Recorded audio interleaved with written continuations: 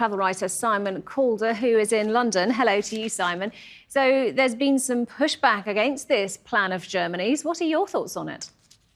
Well, it looks to me like a pretty sensible plan as far as it goes, because, of course, we've got huge numbers of cases right across Europe, including the main skiing countries, which are France predominantly, then Switzerland, Italy, Austria and Germany.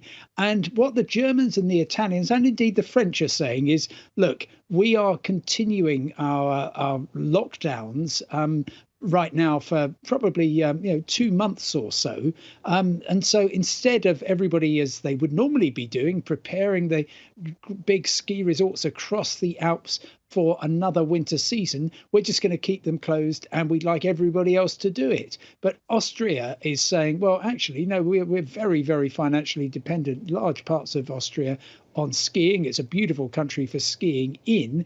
So if you're going to do that, then we need some financial help, please. And what we're seeing yet again is that the Europeans are not able to get their act together in terms of tourism. They try for agreement, but it's very, very difficult to get anything. We saw this in the summer, of course, when there was this supposed to be a coordinated opening up, and that then gradually disintegrated. But with the ski season, yes, particular sensitivities, as you were saying about Italy, because certainly an awful lot of people in an awful lot of countries feel that it was people coming back from the ski resorts of northern Italy that really allowed coronavirus to flourish in particularly February, and that by the time nations started to react and ski resorts were shut down, it was already too late. And Simon, you are, of course, a seasoned traveller. Would you consider going skiing this season? Oh, most definitely. Yes, it's going to be wonderful because there will be far fewer people skiing. And I don't say that because of government restrictions. I just think that, well, I'm looking at going away maybe in March, maybe even the beginning of April. The Festival of Easter, of course, is a big event. But we will see far fewer people actually on holiday, skiing holidays, which means that the infrastructure, and anybody who's been to a big ski resort will know that it's pretty industrialized and you have huge ski lifts for up to 100 people.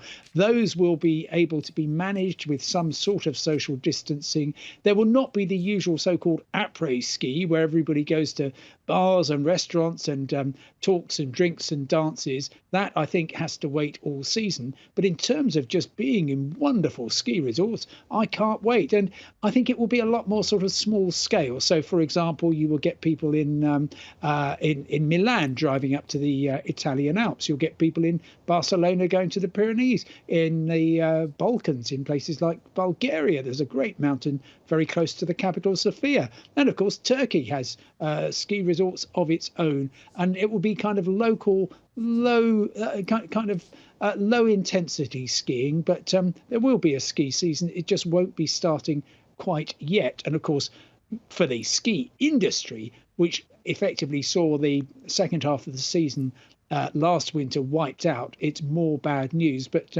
there's one thing that the entire travel industry has become accustomed to in the past 10 months or so: it's bad news.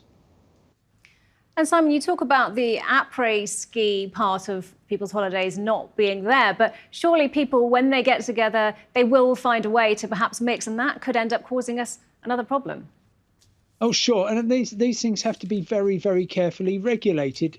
But the big bars, the big clubs, the idea that it's all just great bonhomie. Well, normally it certainly is, and you might even meet on the mountains for a huge lunch with lots of good people. That, I think, just needs to be policed, and people need to be told, right, okay, well, you can stay in maybe a self-catering apartment, maybe in a chalet with a limited number of people, all in your own bubble, and just stay with them. It doesn't feel very much like the normal skiing experience. But of course, most people who go skiing are actually there because it is a fantastically exhilarating sport, and absolutely made for the beautiful mountains of Europe and beyond. So it might be back to basics, I think, for a lot of people, but they will just be delighted to get out and get onto the mountainside and enjoy something of a return to normal vacations. But we've still got a long way to go. Okay, good to get your thoughts. Simon Calder, many thanks.